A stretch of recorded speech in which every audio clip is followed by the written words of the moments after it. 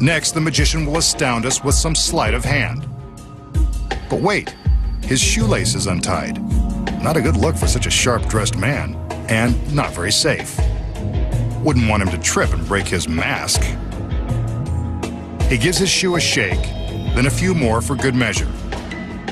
He's either got ants in his pants or is inventing a new dance move. Or maybe he's using some magic. Let's watch. How about that? His shoelace has miraculously knotted itself. I'm fit to be tied. So, how did the magician make his shoelace tie itself by magic? Here are the secrets. First off, his shoelace is really tied the whole time. The next secret is in this retractable key ring. A duplicate untied shoelace is attached to the end of the string where the keys would normally be fastened. The magician takes the other end and secretly clips it to his belt. The string, seen here, runs inside his pant leg so that the untied lace sticks out, while the tied lace is concealed by his pants. When the magician shakes his foot to make it look like he is tying the lace magically, all he's really doing is allowing the keyring to retract, pulling the untied lace up into his pants. See it go? Here it is again in slow motion. He presses the release and the lace shoots up inside his pants. Not so tricky when you know the secrets. This large steel frame will play a featured role in the magician's next mind-blowing illusion. So will his assistants. Here he is now, coming in from the mysterious fog.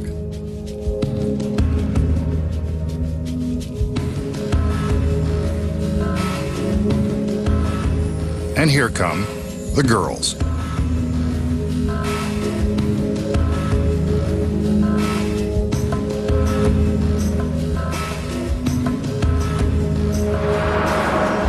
And there goes the magician, floating straight up off the floor.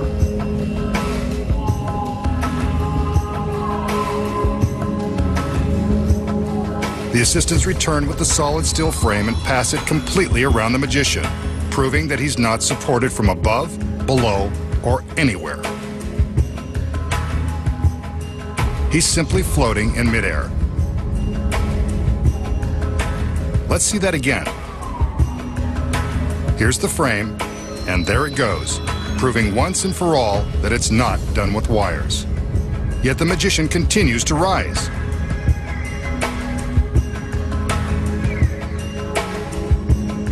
And now he commands himself to lower, just in time to meet the ladies.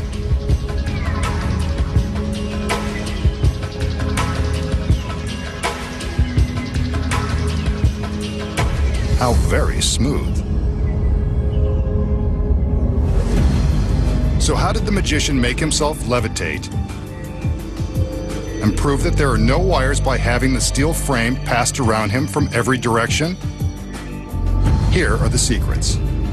The first secret is in the wall of corrugated metal. Hidden within the seemingly random patchwork of metal sheets is a flexible rubber panel with a slit down the middle. Behind the wall is a solid steel arm that's attached to this hefty forklift. While the beautiful assistants enter and distract our attention, the forklift operator is driving forward, pushing the arm through the slit panel that's directly behind the magician. There it goes. Attached to the front of the arm is a plate containing a powerful electromagnet. The next secret is this harness that is concealed beneath the magician's costume. On the back is another heavy-duty metal plate that rests over the small of his back. When the mechanical arm comes in behind the magician, the forklift operator flips this switch, causing the electromagnet to securely grab onto the plate. When the magician appears to be magically rising off of the floor, he's really getting a lift from the forklift operator. But if he's attached to the metal arm, how do the assistants pass the large solid frame around him? It certainly appears that he's not being supported from any direction. The secret here is in the frame. It is solid metal, except for this small section on one side that's foam rubber, painted to look like metal.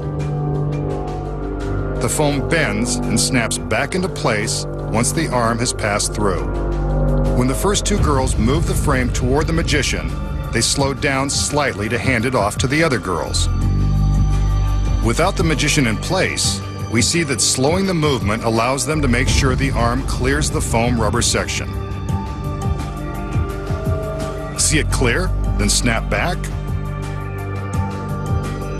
Next, when the assistants push the frame around the magician to prove there's nothing on either side of him, they're really just pushing it from the front to the back wall, completely avoiding the support.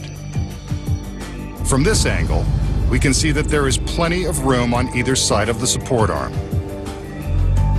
Next, the forklift operator gently lowers the magician back to the floor, and the illusion is complete. Floating with no strings attached is easy when you know the secret. Next, the magician has a classic trick using this red silk handkerchief. Note that there's nothing in his hand. The magician takes the handkerchief and, if you'll pardon the expression, stuffs it into the top of his closed fist. Now watch. When he pulls the red handkerchief out of the bottom, it's yellow. He continues to stuff the red handkerchief into his fist, and out comes more yellow.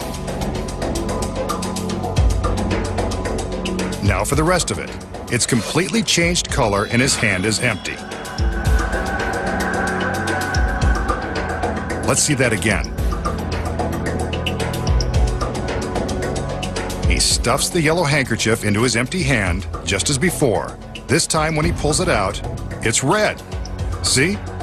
Red. Yellow. Yellow goes in, red comes out. All the way out, and his hand is empty. The perfect trick. Okay, so how did the magician make the silk handkerchief change colors just by passing it through his empty hand? Here are the secrets. When the trick begins, the magician shows us an ordinary red handkerchief.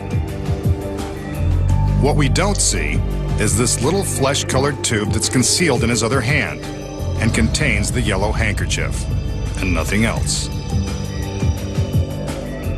But how does he make the red go in and the yellow come out? Before the trick began, the magician stuffed the yellow handkerchief into the tube. Then he inserts the middle finger of his right hand into the tube in order to conceal it in his palm. The tube is hidden in his closed right fist as he shows us the red handkerchief.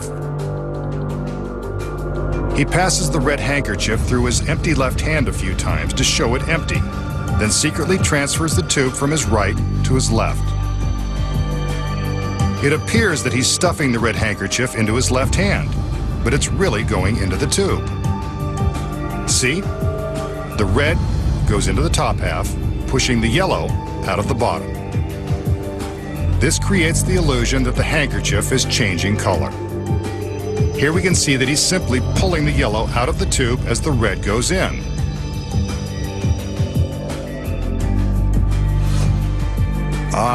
But how does he show us that his hand is empty? When he finishes stuffing the red handkerchief into his left fist, he secretly inserts his finger into the tube again and conceals it in his right hand. Once he removes the yellow, his left hand is empty for all to see. Now you know the secret to one of magic's classic tricks.